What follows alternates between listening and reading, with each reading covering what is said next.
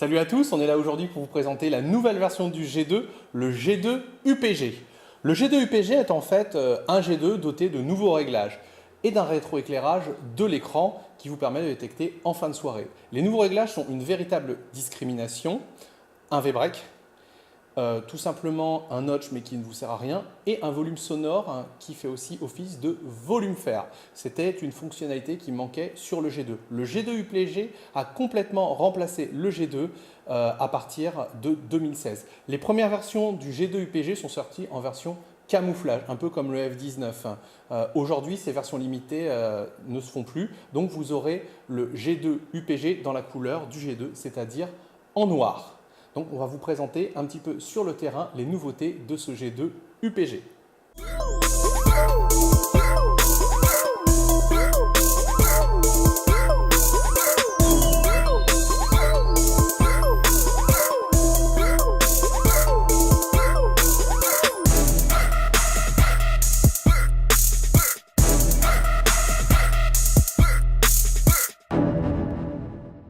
Pour vous présenter le G2 UPG, on a disposé sur le terrain un gros clou, c'est-à-dire une cible ferreuse, une cible moins conductrice, une petite bague en or. Et ici, on a une 10 centimes napo en bronze. Voici donc le G2 UPG. On l'allume. Quand on allume le G2 UPG qui fonctionne avec une pile de 9 volts, vous avez les numéros de série qui apparaissent par série de 2 afin de vérifier que ce n'est pas une contrefaçon. La batterie va monter, elle est neuve, donc on est à fond. Donc l'appareil s'allume ici, vous voyez, mais c'est aussi le gain. Le gain, c'est la sensibilité. C'est ce qui permet de régler la puissance de l'appareil. Donc là, le G2, comme la plupart des Technetics, comme l'Eurotech, le G2 UPG et le T2 UPG, c'est des appareils qui sont blindés. Donc on peut sans problème les utiliser à 100%. Donc là, on l'a mis à 100%, on n'a pas mis de discret. Donc regardez ce qui va se passer. La 10 centimes napo, ça sonne. La bague, ça sonne. Et le fer, ça sonne. Tout sonne pareil. Donc le but du jeu dans un détecteur de métaux, c'est tout simplement de discriminer certains métaux. Donc là on va monter la discrimination en appuyant là. Et là vous allez voir ça monte. Et plus on monte, vous voyez, plus l'échelle de conductivité va se rétrécir. Le but du jeu, ça va être de le mettre à 39. Pourquoi 39? Parce qu'au-delà de 39, on commence à attaquer l'aluminium. Si on attaque l'aluminium, eh bien on enlève l'aluminium, c'est bien beau tout ça, sauf qu'on va perdre certains petits alliages médiévaux ou même antiques, ainsi que les petits bijoux en or et les toutes petites cibles en limite de détection. Donc, sur un Technetics, il ne faut jamais dépasser 39. Donc là, on se met à 39. Regardez ce qui va se passer. À 39, on a toujours notre 10 centimes napo. Vous voyez, conductivité 80. Là, vous voyez, on a toujours notre petite bague en or qui est moins conductrice, elle fait 60. Et le fer, le fer, on ne l'a pas du tout. On lui a dit de l'enlever. Donc, il ne sonne plus du tout. Si on baisse la discrimination, si on la remet, là, vous allez voir, le fer, on l'a. Et un ferreux, ça sonne toujours en dessous de 39. L'avantage en fait avec un G2 UPG, c'est qu'on a vraiment plusieurs manières de faire sonner le fer ou de ne pas le faire sonner. On peut ne pas le faire sonner en mettant la discrimination à 39. Ce qu'on peut faire d'autre aussi, c'est le faire sonner en grave de manière plus ou moins forte. Pour utiliser ça, on va utiliser deux fonctions. La première, c'est la fonction V-Break et la deuxième, c'est la fonction volume sonore. Alors regardez comment est-ce qu'on fait. Pour accéder à ces fonctions, on y va. Vous voyez, on a 4 nouveautés. Ça n'existait pas dans le G2. La première, c'est le rétroéclairage. Donc, plus on va l'augmenter, vous voyez, là, on ne voit pas parce qu'on est de jour, mais on a le rétroéclairage de l'écran. Hop, c'est sur 5 niveaux. Donc, là, on est en plein jour, ça ne sert pas à grand-chose. Donc là, le volume sonore, on va, pour commencer, le mettre à 20. D'accord? On vous expliquera après comment ça fonctionne. Après, on a ce qu'on appelle la fonction V-Break qui va déterminer à partir de quel stade, eh bien, tout simplement, la fonction grave s'enclenche. Et le dernier, c'est le notch. Ça sert absolument à rien du tout parce que ça vous permet en fait d'enlever des cibles au-delà du fer. Donc c'est une fonction dont on ne se sert jamais. Ok, donc alors allons-y. On a mis tout à l'heure, vous vous souvenez, la discrimination à 0. Donc qu'est-ce qu'on va faire maintenant? On va mettre le V-Break à 39. Regardez bien. Alors vous voyez là, ça ne disparaît pas complètement. Et en fait, en mettant le V-Break à 39, on va lui dire toutes les cibles qui ont une conductivité inférieure à 39, tu les fais sonner en moins grave. Vous voyez, là c'est aigu. Et ça, là, cette symbolique ici, ça veut dire que ça sonne en grave. Donc regardez. Ça sonne toujours bien.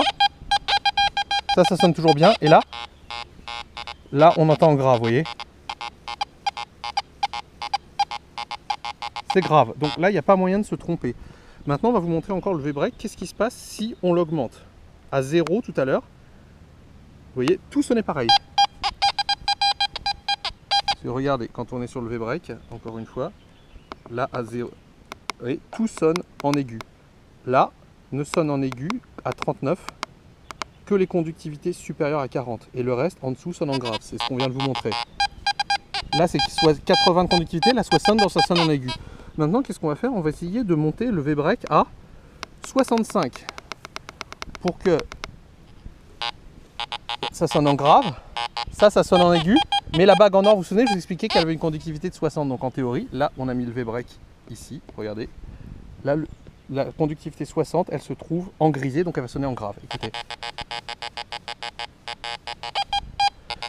Continuons dans le raisonnement. Qu'est-ce qui se passe si on décidait de faire sonner la conductivité 80, donc la pièce en grave? Et qu'est-ce qu'on fait? On retourne sur le V-break et on augmente. On va le mettre à 80. Et là, vous verrez que seulement ce qui est au-delà de 80 va sonner en aigu, et ce qui est en dessous de 80 va sonner aussi en grave. La conductivité, elle est 79-80, donc il y a une chance sur deux que ça sonne en grave. Donc regardez, le clou en grave, la bague en grave, et là, et voilà, vu que ça fait 79 de conductivité, vous voyez, ça sonnera aussi en grave. Voilà donc la fameuse fonction V-break. Bon, nous, on va vous expliquer le réglage optimal. Sur un terrain propre, regardez un petit peu. Le V-break, on va le mettre à 39.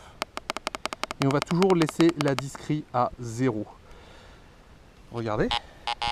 Le fer va sonner en grave comme ça. Ça sonne en aigu et ça sonne en aigu. Imaginez, vous êtes sur un terrain qui est peu pollué. Vous vous baladez, il n'y a pas de bruit, tout d'un coup, vous vous mettez à entendre plein de graves. Eh bien, si vous êtes dans un endroit où il y a plein de graves, ça veut dire peut-être qu'il y a eu un feu. Ça veut peut-être aussi dire qu'il y a eu plein de clous, donc de la vie. Donc ça peut vouloir le coup de creuser. Maintenant, si vous êtes dans un terrain qui est très pollué, il y a plein de graves partout, ça va vous ennuyer d'entendre tout le temps ça dans vos oreilles. Vous risquez de manquer peut-être le petit bruit comme ça. Donc qu'est-ce qu'on va faire? Il faudrait dire en fait à l'appareil de moins faire sonner les ferreux. Donc on va se servir de la deuxième fonction qui est le volume. Alors regardez, le volume en fait, il y a deux fonctions cachées. Jusqu'à 10, c'est le volume général. Et vous voyez, quand je passe vous voyez, à 20, que je sois à 20 ou à 10, c'est le même volume, vous voyez. C'est seulement en dessous de 10 que le volume s'en... Vous voyez? Alors, qu'est-ce qui fait la différence entre 10 et 20? Eh bien, en fait, de 10 à 20, c'est le volume spécifiquement du grave. Alors, écoutez. Vous voyez? À 14, ça sonne peu faible, un peu faible. Et plus on augmente jusqu'à 20, et à 20, c'est au maximum. Vous voyez? Là, je vais le baisser. Et là, c'est fort. Donc, c'est une fonction absolument géniale, celle du volume sonore. Et il faut savoir que vous l'avez aussi sur certains petits fichers comme le F22, le F44, et vous l'avez aussi sur l'Eurotech Pro. C'est une des grosses forces de l'Eurotech Pro, c'est de pouvoir sonner, de faire sonner fort ou pas fort le fer. Donc, nous y voilà donc pour le V-break. Alors, maintenant, imaginez, vous avez compris comment fonctionne le V-break, on le remet à 0. Vous ne voulez pas jouer avec le V-break, vous voulez tout simplement avoir une discrimination simple. Donc, qu'est-ce qui se passait? Là, j'ai remis le V-break à 0, donc tout va sonner pareil. On va remettre un peu de volume. J'ai plus assez de volume. On y va. Ouais, tout sonne pareil, donc c'est une catastrophe. Donc, ce qu'on peut faire, tout simplement, c'est regarder. Ne retournons pas dans le V-break, pardon. Allons juste sur la discrimination. On va juste se mettre 39 de discrete, jamais plus. On ne touche pas au V-break ni rien. Donc, j'ai allumé l'appareil, j'ai mis 39 de discrete. Écoutez, j'ai ma grosse pièce très conductrice. J'ai ma petite bague à 60, pas de souci. Et vu que j'ai mis une discrete à 39, ça veut dire que tout ce qui est en dessous de 39, avec un V-break à 0, ça ne sonne pas. Regardez. Là, le fer ne sonne pas du tout. On n'entend rien. Donc, si vous débutez, c'est vrai que vous allumez votre G2 UPG, vous ne touchez pas au volume, vous ne touchez pas au V-break, vous le laissez à 0. Par contre, ce que vous faites, vous mettez discrete 39. Et alors là, le fer ne sonne pas du tout. Et toutes les autres cibles, elles sonnent. C'est un peu ce qui manquait au G2, qui n'avait pas vraiment une vraie discrete. Elle avait juste une fonction de V-break. C'est-à-dire qu'en touchant à ce bouton-là sur le simple G2, on pouvait juste faire changer la tonalité grave.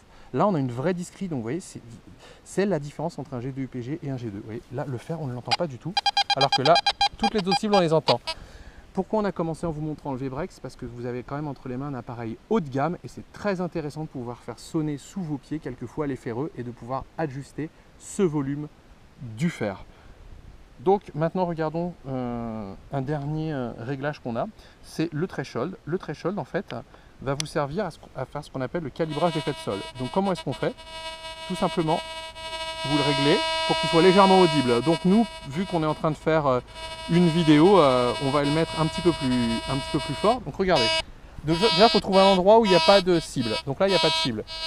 Il nous dit que l'effet de sol, c'est ce qu'on appelle ici la phase qu'il constate, elle est à 82. Or là, pardon, excusez-moi, il est réglé à 82 et là, la phase est à 68. Donc le but du jeu, ça va être de synchroniser la phase avec le détecteur. Donc regardez un petit peu, comment est-ce qu'on va faire? On va tout simplement faire un ground grab. Et regardez. Et à un moment, vous voyez, qu'on soit à 5 cm du sol et en haut, on n'a plus de bruit. Et ça va s'équilibrer. Donc regardez, quand c'est équilibré, vous voyez, quand on monte et qu'on descend, il n'y a plus de variation sonore. Le threshold ne bouge plus. Et regardez, il s'est équilibré. Vous êtes, on fait un petit 53, 52, on est bon. Une fois que c'est fait, eh bien, on referme. Et là, votre appareil est réglé. Si vous voulez voir à combien toujours il est réglé en effet de sol, il suffit de vous mettre ici, de faire un petit ground grab, vous appuyez, il est à 52. Donc c'est un terrain qui est moyennement minéralisé. Si vous êtes à la plage ou sur un terrain très minéralisé, il faut que vous sachiez que tout simplement, le ground grab, ça ne fonctionne pas. On ne peut pas faire en pompant, donc il faut le faire manuellement. Donc regardez, j'appuie sur la touche moins et plus en ayant mis le threshold. Et là, on va aller se mettre à 0. Et à 0, l'appareil perd quand même de la puissance, mais il pourra passer sur n'importe quel type de terrain, comme à la plage. Si la phase de votre terrain est inférieure à 40, ça veut dire que c'est très minéralisé, vous ne pouvez pas faire de ground grab. Il ne peut pas s'ajuster automatiquement, il faut le faire à la main. Donc regardez, moins, plus, donc le but du jeu, ça va être de se mettre à 0. Et là, vous pouvez passer sur n'importe quel type de terrain, de terre rouge, des terres noires, à la plage, il n'y a pas de problème. Seulement, quand vous le mettez à 0, l'appareil est stable, quel que soit le terrain, mais vous perdez en puissance, vous allez beaucoup moins profond. Une fois que votre réglage d'effet de sol est terminé, ce que vous faites, vous fermez l'appareil et là on est bon. On y retourne. Dernière fonctionnalité qu'on trouve maintenant sur la plupart des appareils, c'est le pinpoint et ça vous permet de tout simplement localiser votre cible. Donc on reste appuyé.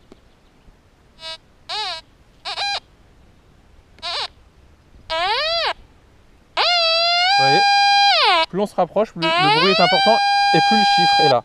Regardez sur le 10 cm d'apo. Et sur le fer, alors vous voyez, on ne l'a pas, mais quand on va se mettre en pinpoint, on l'a en pinpoint. Comment ça se fait alors qu'on a dit qu'on voulait rejeter les ferreux? Parce qu'en fait, le vrai nom du mode pinpoint s'appelle le mode tout métaux statique. Statique, on va doucement, mais on passe en mode tout métaux. Donc qu'est-ce qui va se passer? Du coup, c'est comme si on mettait la discrète à 0. Et donc vous détectez le fer. Donc avant de pinpointer, il faut toujours être certain d'avoir que votre cible ne soit pas un ferreux. Parce que sinon vous allez perdre du temps. Donc on commence par bien voir que la cible soit un non ferreux. Elle sonne des deux côtés, c'est bon. Là on peut pinpointer, on est sûr de sortir un non ferreux. Là, bon, elle sonne un petit peu, elle n'est pas censée sonner, mais si elle sonne une fois sur deux ou légèrement grave, ça ne sert à rien de pinpointer, parce que vous allez sortir un ferreux. D'accord? N'oubliez pas, quand vous passez en pinpoint, quel que soit le détecteur, vous passez en mode tout métaux statique. Donc vous allez sortir les ferreux. Voici un petit peu pour tous les réglages du G2 UPG. C'est un appareil qui reste très simple à utiliser, mais qui a quand même beaucoup de réglages intéressants, notamment au niveau des sonorités. Les sons sont nets, réactifs, et c'est la grande force d'appareils Technetics et Fisher.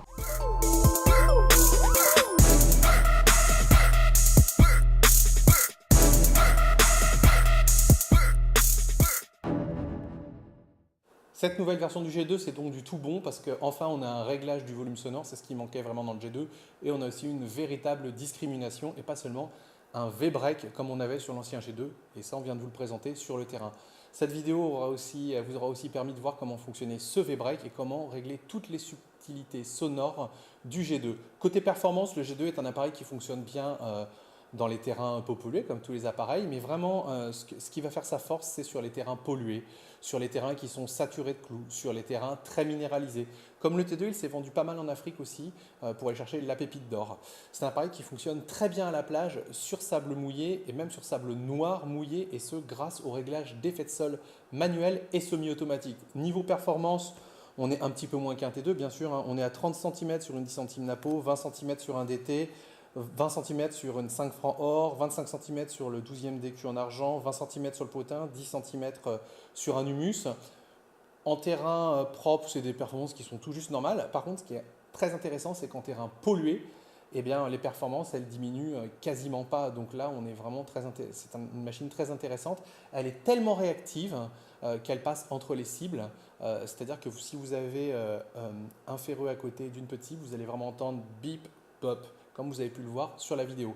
C'est un appareil qui a une qualité sonore exceptionnelle. C'est normal parce que c'est conçu par Dave Johnson. C'est celui qui a fait le T2 et la 75, mais aussi qui a fait chez Tesoro il y a très longtemps leur meilleur appareil, à savoir le Redoutable. Le Redoutable qui est très connu pour son fameux bruit de canard et pour sa réactivité. Et ce sont deux choses qu'on retrouve ici, le fameux ouin-ouin et la fameuse rapidité entre deux cibles. Et c'est cette réactivité, ces performances sur terrain très difficiles qui font que le G2 excelle. Plus le terrain sera difficile ou compliqué, plus le G2 sera le détecteur qu'il vous faut. Encore une fois, le G2 UPG, c'est vraiment une réussite et on vous le conseille ardemment.